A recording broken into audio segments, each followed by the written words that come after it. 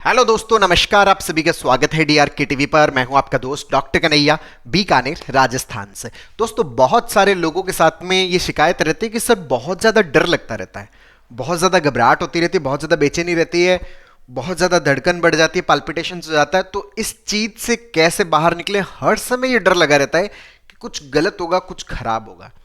तो अगर ये जो डर लगता रहता है, इस डर से हम कैसे बाहर निकलें, इसके ऊपर पूरा साइंटिफिक सेशन मैं आप लोगों को समर्पित कर रहा हूं। बहुत अच्छे समझिएगा, बहुत अच्छे से अंडरस्टैंड करिएगा। दोस्तों, ये जो एग्जाम्पल मैं आप लोगों के साथ में शेयर कर रहा हूं, ये 32 ईयर ओल्ड मेल का एग्जाम्पल है, जिनको हर वक्त ये डर लगता रहता है कि कुछ खराब हो जाएगा, कुछ गलत हो जाएगा।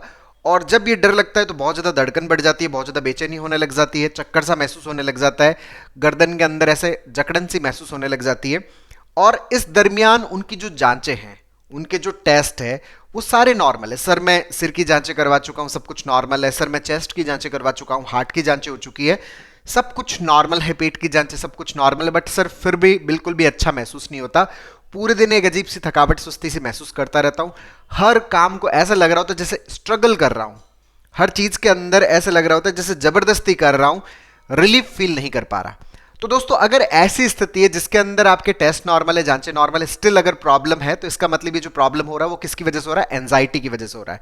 तो आपका जो धड़कन बढ़ रहा है, आपका जो चेस्ट में पेन हो रहा है, आपका कई बार जो बीपी फ्लक्चुएट हो जाता है, आपको जो चक्कर आ रहे हैं, आपके जो गर्दन में पेन हो रहा है, ये सारा किसकी वजह से हो रहा है? एंजाइटी की वजह से। अच्छा, ये सारी चीजें हो सकती है, ये सारी चीजें हो सकती है। इवन पेट से रिलेटेड प्रॉब्लम्स भी क्रिएट हो सकती है, जैसे पेट के अंदर गैस बन सकता है, मटकी जैसा फूल सकता है, कॉन्स्टिपेशन हो सकता है, लूज मोशन हो सकता है, पेट के अंदर अपच हो सकता है कि खाना प्रॉपरली पचे नहीं। तो ये जितना भी हो रहा है, ये इसलिए हो रहा है क्योंकि हम किससे गो थ्रू हो रहे हैं? एंजाइटी से गो थ्रू हो रहे हैं। अच्छा, ये किस तरह की एंजाइटी से गो थ्रू हो रहे थे? अगर हम इन सारे लक्षणों से मुक्ति चाहते हैं तो हमारा एंजाइटी भी क्या होना चाहिए? खत्म होना चाहिए। अच्छा, एंजाइटी किस चीज का है वो भी थोड़ा समझना है कि सर, मैं जब भी कोई भी चीज करता हूं, जैसे मान लीजिए कि मैंने अपना राइट वाला पांव आगे उठाया, तो दिमाग में एक ख्याल आता है कि अगर तूने राइट वाला उठाया, अगर लेफ्ट वाला नहीं उठाया, तो तुम्हारे घर में किसी के साथ में कुछ बुरा हो जाएगा, तेरे साथ में कुछ खराब हो जाएगा, किसी की डेथ हो जाएगी।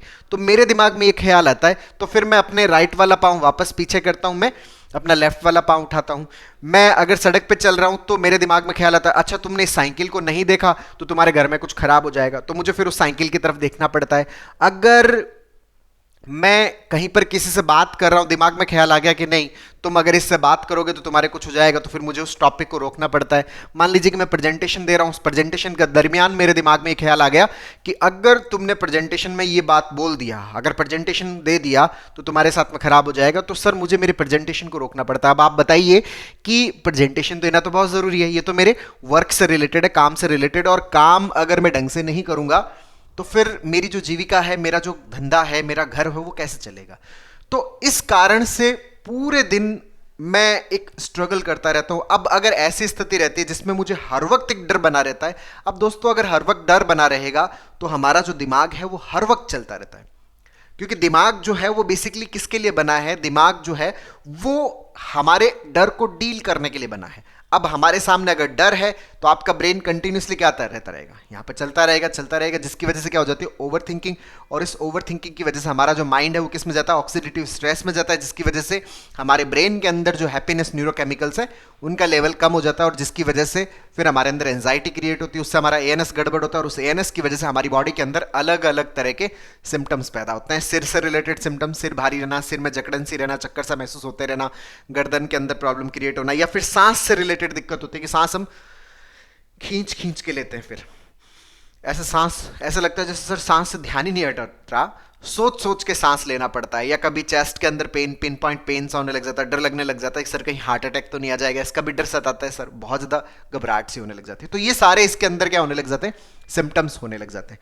तो अगर हमें इन सारे सिम्टम्स से मुक्ति पानी है तो हमारा एएनएस नॉर्मल होना चाहिए। एएनएस नॉर्मल कब होगा? जब हमारे ऑक्सीडेटिव स्ट्रेस है उसका लेवल कम होगा। ऑक्सीडेटिव स्ट्रेस का लेवल कब कम होगा? जब हमारा दिमाग ओवर थिंकिंग में नहीं जाएगा। ओवर थिंकिंग में कब नहीं जाएगा?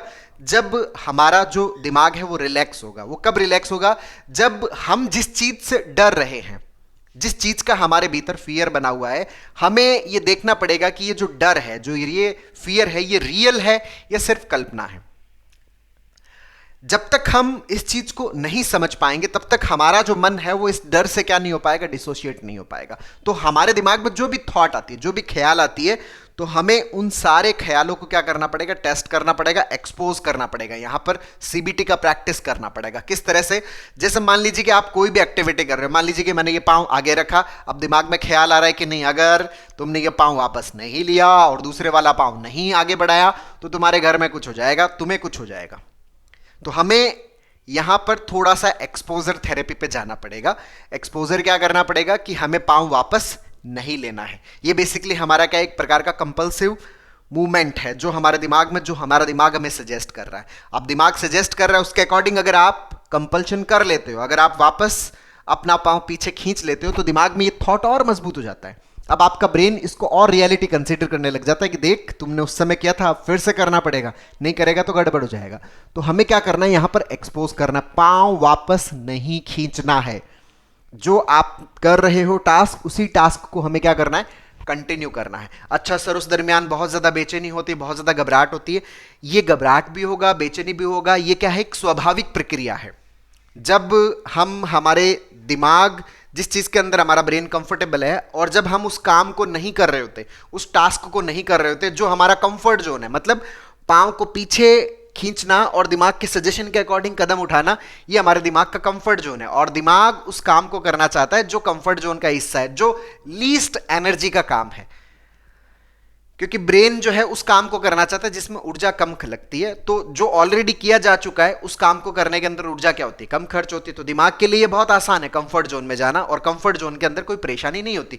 तो हम अपने कंफर्ट को तोड़ने की कोशिश कर रहे हैं। यहां पर हम हमारे दिमाग के सजेशन के अकॉर्डिंग एक्शंस नहीं ले रहे। तो हमें क्या करना है, अपने पांव को वापस नहीं लेना है। जो सजेशंस आ रहा है आने दीजिए। सर घबराहट होती है, बेचैनी होती है, होने दीजिए उस घबराहट को। ये घबराहट होगा और ये घबराहट धीरे धीरे क्या हो जाएगा, शांत भी हो जाएगा। तो उस समय क्या कर सकते हैं, उस समय आप रिलैक्सेशन एक्सरसाइज यूज कर लो, डीप ब्रीथ एक्सरसाइज कर लीजिए। उस समय थोड़ी देर के लिए आराम से रिलैक्स होकर धीरे धीरे लंबा और गहरा सांस लेना, सांस को थोड़ा सा रोकना, मन ही मन 5 तक गिनना, उसके बाद में धीरे धीरे सांस को छोड़ना। 10 से 15 मिनट इस एक्सरसाइज को कर सकते हो। माइंडफुलनेस को कर सकते हो। अपने जो आसपास की जो नेचर है, प्रकृति, उसके ऊपर अपने ध्यान को थोड़े समय के लिए फोकस कर सकते हो। इससे आपका जो घबराहट वाला पार्ट है, एंजाइटी वाला पार्ट है, वो थोड़ा सा कम होगा। साथ में क्या करना है, जो हमारे दिमाग में जो थॉट्स आ रहे हैं, जो ऑब्सेसिव आइडियाज आ रहे हैं, उसके लिए भी हमें क्या करना पड़ेगा, यहां पे डिस्प्यूट का प्रैक्टिस करना पड़ेगा। डिस्प्यूट की प्रैक्टिस किस तरह से कि एक तो मेरे दिमाग में इसका पैटर्न बना हुआ है, इस कारण से ये थॉट बार बार आ रहा है। अच्छा, इस थॉट की वजह से मेरे साथ में कभी कुछ कैसे हो सकता है, आज तक कभी हुआ है क्या? अच्छा, मैंने किसी के साथ में ऐसा होते हुए देखा है क्या? पूरी दुनिया तो आराम से अपने कदम बढ़ाए जा रही है, आगे बढ़े जा रही है। जो भी उनके जीवन में उनको करना होता है, उन करने के अकॉर्डिंग आगे बढ़ रही है। तो उनके साथ में कभी ऐसा कुछ हुआ क्या? नहीं, किसी के साथ में नहीं हुआ। अच्छा, अपने घर में कुछ हुआ क्या? नहीं। अच्छा, जब आप सो जाते हो, जब आप नींद में होते हो, उस समय तो आपके जो मूवमेंट्स है, आपके हाथों की मूवमेंट्स भी होती है, आपके पाँव की मूवमेंट्स भी होती है, आप करवटें भी बदलते हो। तो उस समय ये जो आपके एक्शंस है, ये तो आपके दिमाग के सजेशंस के अकॉर्डिंग नहीं है। तो उन एक्शन से भी कुछ हुआ है क्या आपके जीवन में? कभी कुछ नहीं हुआ। जब हमारे जीवन में कभी कुछ हुआ ही नहीं, तो इसका मतलब कुछ होने वाला जो थॉट और एक्शन वाला जो ये थॉट, जो ऑब्सेसिव आइडियाज और हमारे जीवन में कुछ हो जाएगा, ये दोनों चीजें इलॉजिकली क्या है, आपस में कनेक्टेड है, जिसको अपन क्या बोलते हैं, मैजिकल थिंकिंग बोलते हैं। तो हम इस मैजिकल थिंकिंग की वजह से क्या है, इसके अंदर उलझे हुए हैं। हमें अपने आप को बार बार बताना पड़ेगा। अच्छा, बताने से क्या होगा, जब हम अपने आप को बार बार किसी थॉट की रियलिटी के बारे में बताते हैं, तो हम उस थॉट से क्या होने लग जाते हैं, डिसोशिएट होने लग जाते हैं। और जब हम उससे डिसोशिएट होने लग जाते हैं, तो उस थॉट को हम क्या कर सकते हैं, धीरे धीरे कंट्रोल करना शुरू कर देते हैं। मतलब फिर वो थॉट हमें परेशान करना बंद कर देता है। हमें पता चलने लग जाता है कि अच्छा, ये तो सिंपल सी मैजिकल थिंकिंग है। जब भी दिमाग में ख्याल आता है, ये पांव पीछे कर, ये आगे कर, दिमाग सजेस्ट करता है नहीं, ये तो मैजिकल थिंकिंग है और कुछ भी नहीं है। जैसे ही आप अपने आप को बताते हो, आप उस थॉट से क्या होने लग जाते हो, डिसोशिएट होने लग जाते हो, आप उससे हटने लग जाते हो। और जैसे जैसे आप उससे डिसोशिएट होने लग जाओगे, वो थॉट आपको परेशान करना कम करने लग जाएगा। और अपने आप को बताएं कि भाई जो भी होगा, थॉट से तो कुछ भी नहीं होना, आज तक किसी के साथ में नहीं हुआ, तो मेरे साथ में कैसे हो जाएगा? और अब तक मेरे साथ में नहीं हुआ, तो आज कैसे हो जाएगा? अच्छा, कुछ होना है, मान लीजिए कि शारीरिक कोई भी परेशानी आनी है, तो उसका कारण अगर मेरे अंदर विद्यमान है तो वो परेशानी होगा। अगर उसका कारण मेरे अंदर विद्यमान नहीं है, तो मुझे कुछ भी नहीं होगा। मेरे टेस्ट सारे नॉर्मल है, मेरी जांचें सारी नॉर्मल है। जब सब कुछ नॉर्मल है, तो कैसे हो सकता है? कुछ भी नहीं हो सकता। ये सिर्फ और सिर्फ मेरी मैजिकल थिंकिंग है, ये सिर्फ और सिर्फ मेरी कल्पनाएं हैं, ये सिर्फ और सिर्फ मेरे इमेजिनेशन है। इसके अलावा कुछ भी इनका अस्तित्व नहीं है। तो ये जो प्रैक्टिस है, ये प्रैक्टिस हमें कंटिन्यूअसली सीबीटी का बार बार करना पड़ेगा, अपने आप को एक्सप्लेन करना पड़ेगा, तभी हम इस घबराहट को, इस बेचैनी को पूरी तरह से क्या कर पाएंगे, मिट्टी में मिला पाएंगे, पूरी तरह से खत्म कर पाएंगे। तो दोस्तों उम्मीद करता हूं आपको ये वीडियो पसंद आया होगा। नीचे कमेंट बॉक्स में लिखकर जरूर बताइएगा। और अब तक यदि आपने मेरे यूट्यूब चैनल DRK TV को सब्सक्राइब नहीं किया तो प्लीज उसे सब्सक्राइब करें, ताकि मेरे नए वीडियो का नोटिफिकेशन आप तक सबसे पहले पहुंचे। दोस्तों जितनी भी साइकोलॉजिकल प्रॉब्लम्स है, चाहे वो एंजाइटी का है, चाहे वो पैनिक का है, चाहे वो ओवर थिंकिंग का है, चाहे वो नेगेटिव थिंकिंग का, चाहे वो ओसीडी का है, इन सारी साइकोलॉजिकल प्रॉब्लम्स को हम कैसे परमानेंटली खत्म कर सकते हैं, इसके ऊपर हम लोगों ने स्टेप बाय स्टेप लर्निंग का एक पूरा सीबीटी का वर्कशॉप लॉन्च किया, जिसका लिंक नीचे डिस्क्रिप्शन में है, जिसको आप अपने भीतर इंस्टॉल करके अपनी साइकोलॉजिकल प्रॉब्लम्स को पूरी तरह से खत्म करने में बहुत अच्छे से मदद ले सकते हो। बहुत बहुत धन्यवाद दोस्तों। जय हिंद, जय भारत।